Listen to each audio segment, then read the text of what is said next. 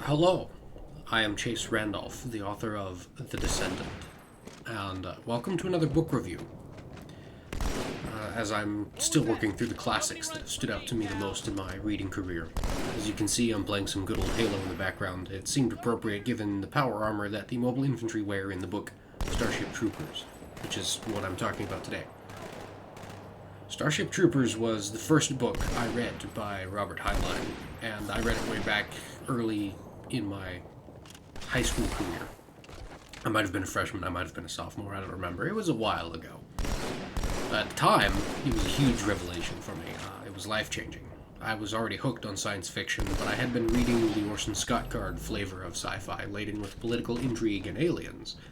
And Heinlein was very different and much more technically laden than it was, with politics and aliens. Heinlein was a very different and much more technical, to use the same word, with his descriptions of all the equipment and such that the mobile infantry was using. And at the time, that really blew my mind. These were all nice, solid bits of many technologies which we already had. And the ideas in the book, merely combined them all into one, onto one platform, into one power suit. And that's what really got me thinking and sent me down the path the path of technological intrigue as it pertains to science fiction. And at least for me, it was different and powerful because it wasn't so much about the people as it was about the technology that people were using. And that really excited the nerd and the engineer inside of me. Fast forward nearly a decade and a half, and I've learned so much more about technology and physics and space and science that as I reread the book a second time before I did this review, I was underwhelmed. It's still cool, don't get me wrong, but now that I've seen so much else that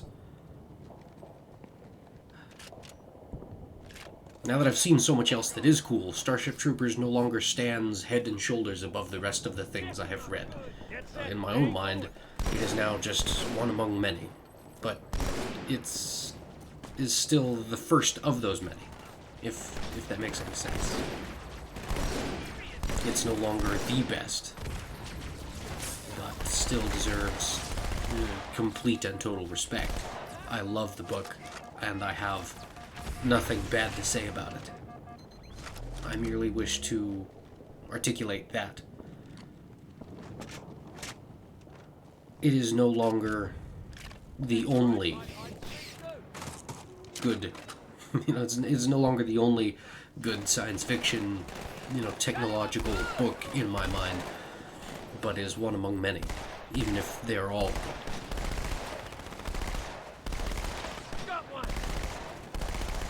Now that I've reread it, it feels slower than I remember it was. It lacks all the action and the insane space battles that my mind created, or that I remember from when I read it as a teenager. It does not inspire as much awe as it did before. It's still good, don't get me wrong, I already said that, I love it. But the first time when I read it, I was shocked, I was amazed. The mobile infantry was the coolest, most powerful thing I'd ever heard about, and the most powerful fighting force that I could imagine. And at the time, I couldn't think of anything better. I couldn't think of anything cooler. And I was obsessed. I garnered funny looks from friends, family, teachers, and alike, because "on the bounce" was added to most any statement I said, using the whole phrase like a verb as one word, "on the bounce," for weeks after having read the book, nearly. And of course, I read the book almost in one sitting. Rereading it now, after having learned so much more lore from other things, Battletech and Warhammer 40k. Warhammer 40k, for example, contains some of the most powerful and incomprehensible powers and terrors in the realm of science fiction, and the mobile infantry, talking faster than I should, the mobile infantry would be subpar on an individual basis, and non-contenders as a faction in the Warhammer 40k universe. But still, there's no need to compare, as they are separate and completely unrelated stories. I merely mean to illustrate now that my horizons have been broadened that the tale of Starship Troopers is less impressive. I also feel like the middle half of the book, as the main character goes through boot camp, is boring and monotonous. But I know that's also because I have read lots of military fiction and military memoirs and nonfiction and related books and so on, written by veterans and soldiers and people that are, the nonfiction of, various hypothetical Third World Wars and zombie invasions and Cold Wars gone hot. Lots of books written by retired Navy SEALs and ex-Special Forces and Tom Clancy and that kind of thing. I've read a lot of that kind of adventure and action. And this whole taking up a quarter or a half of a book to explain character, or, the person that wrote the book, telling, a biographical statement on basic training, boot camp, or buds, what have you, whatever training program they're going through as they enter into the military service. I've read that a lot of times, and there's nothing wrong with it. It was well written, and it helped you connect with the character and the events. It set the tone, it set the mood.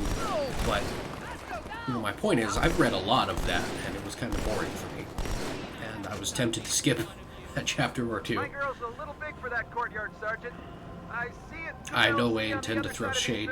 It's well written, and despite having been printed in 1959, the book has aged well and stands shoulder to shoulder with any contemporary sci-fi I have read. And I recommend the book to anyone who's looking for an even-keeled mixture of action and political intrigue. The book did not cause me to go through as much political and philosophical, religious introspection and transformation as... Hang on, I'm gonna shoot these guys up. Oh, the other one isn't dead. Go back. Alright, now he's down. And they're both down. Alright. Second squad, this is Cortana.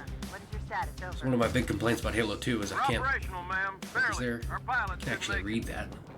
Find a I hole love the in this remastered. We'll come to you. Anyway. I wish I could carry the turret with me. That's one of my big complaints about Halo 2. There's one of the things I like that they added in later games, even if they took away the dual wielding. Anyway, where was I? I recommend Starship Troopers, the book, to anyone who is looking for an even-keeled mixture of action and political intrigue. And it didn't cause me as much philosophical, religious, or political introspection and transformation as Stranger in a Strange Land or The Moon is a Harsh Mistress. Those books made me sit down and think. But this one, standing on its own, is an excellent story in its own right, and doesn't need an angle or an agenda to be enjoyed, and I think anyone who likes the genre should have this on their to-be-read shelf if you haven't read it already. As I've said in the past, the classics are classic for a reason, and this is one of those classics, and it is a fantastic book. Because I know someone will complain about it if I don't, I feel obligated to mention the movie Starship Troopers. But I will not mention the movie Starship Troopers any more than it takes to acknowledge its existence. Read the book first, and then perhaps if you're stranded on a desert island with nothing else better to do, then maybe consider watching the movie, but also maybe don't. Anyway, thank you for your time. My book, The Descendant, is going to be linked down in the description. It's some of my own original science fiction that, as the first installment to a series, I think opens up, it sets the stage for me to talk about all the political intrigue and technologies. And perhaps this one is a little bit of the religious philosophy. Since those three things are kind of what I'm combining between, the three ideas I'm taking away from Starship Troopers, Stranger in a Strange Land, and The Moon is a Harsh Mistress. Anyway, if you've read the book, please leave us a comment. We'll start a discussion on what you think. I died. All right. If you've read Starship Troopers, please leave a comment. Tell me what you think. Maybe we can have a discussion about this book. You know, if not, leave a like, or don't leave a like. Give me a subscription, or don't. You know, it's the internet. I'm just some guy talking on the internet. There's a lot of those. I thank you for your time, and I'm gonna go back to playing some video games. Party hardy, gentlemen, ladies, anyone who happens to read. I encourage anyone who's literate to have a good time.